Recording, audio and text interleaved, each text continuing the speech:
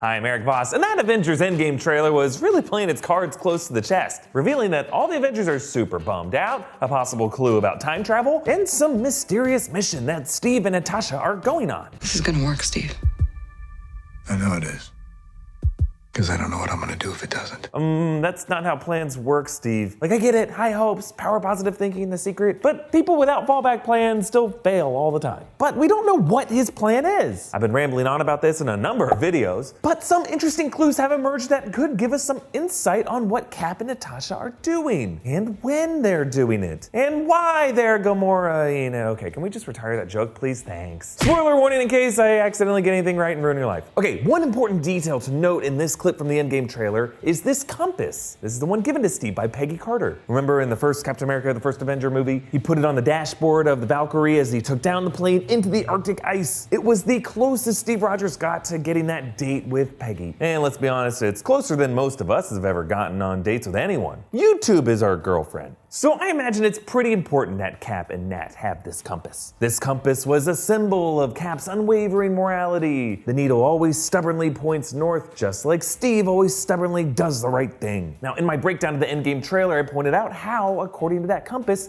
Cap and Nat are facing northeast. And at the time, I saw an interesting coincidence with the other big recent Marvel trailer, the one for Captain Marvel, which featured a brief shot of Carol Danvers and Nick Fury in an old Quinjet, in which the heading was listed as 20.6 degrees, which is north-northeast. Connected? It's hard to say. The scene with Danvers and Fury was set in the 90s, and it's probably just part of a different story than whatever Cap and Nat are up to. But then, one really crazy coincidence came up, brought to our attention by Jaden on Twitter, that the heading, speed, and altitude of the Quinjet that Danvers and Fury are sitting in the Captain Marvel trailer are the exact same heading, speed, and altitude of the Quinjet that Cap and Agent Coulson took in the first Avengers movie as they headed towards the helicarrier. This is pretty nuts! Like, sure, 530 miles per hour and over 30,000 feet are pretty standard speeds and altitudes for any commercial jetliner, but for both of them to be traveling the exact same heading of 20.6 degrees? That's weird. Like, why are several of S.H.I.E.L.D.'s Quinjets in different decades heading the precise north-northeastern vector, down to the 10th of a degree? Is this just set designers reusing old sets? No way. Here's my attempt to tie all these weird connections together. Okay, we know Captain America crashed the Valkyrie into the Arctic ice. According to his radar screen during that scene, the land masses look similar to the islands of northeastern Canada along the Arctic Circle, perhaps the waterways between Ellesmere Island and Greenland, somewhere in that vicinity. That location is located north-northeast from the southwestern United States, where we believe Carol Danvers and Nick Fury are in that scene in the trailer, as well as north-northeast from New York, where Captain America is probably located at the start of the Avengers. And remember, right before Cap crashed the Valkyrie, the Tesseract, which of course contains a space stone, burned a hole through the vessel and fell into the icy water below. Sometime after that, Howard Stark recovered it, and then S.H.I.E.L.D. launched Project Pegasus to experiment with it. So maybe this is all about that moment Cap lost the Tesseract in the Arctic Sea. Like, let's imagine a scenario in which the Tesseract,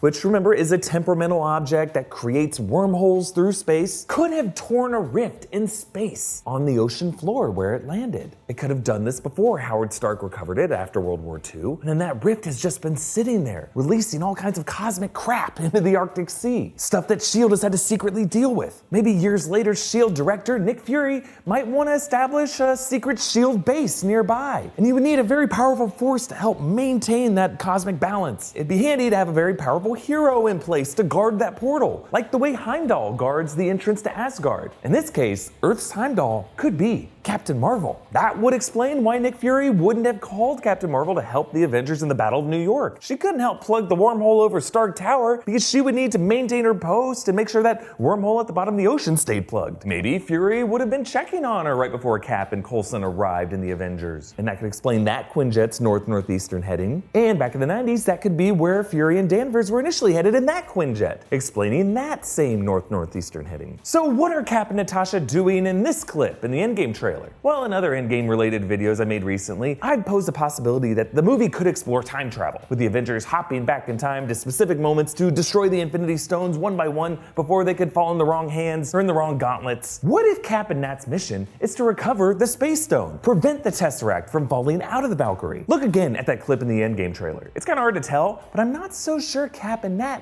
are in the Avengers Quinjet there. Like, the Quinjet has bright big windows from the cockpit that light up the back part of the vessel, and that back part's pretty cramped. I could be wrong, but this vessel just looks darker, more open. Honestly, kinda like the interior of the Valkyrie, or some other metal-y ship. Maybe Cap and Nat are on the Valkyrie, back in the year 1943. That could explain why Peggy's photo in that compass hasn't really faded and wilted. Maybe their goal could be to procure the Tesseract in that moment, and to destroy the Space Stone, so that S.H.I.E.L.D. can't meddle with the Tesseract and awaken it, attracting Thanos' first assault led by Loki, and then hopefully preventing Thanos from ever acquiring the Space Stone, and then dealing a major blow to his whole conquest. I mean, I don't know, when I watch this Endgame trailer clip, Cap and Natasha just sound so experimental with their tone. They don't sound like warriors facing a mission that will test their combat skills or stealth. They kind of sound like crackpot scientists testing a theory to see if their hypothesis works out the way that they hope it will. And Cap, not knowing what he'll do if it doesn't work, suggests that this dude seems bewildered by time and destiny. Like, if their mission to alter the timeline fails, it would mean Thanos' victory is fated. And Cap is not in control in his destiny.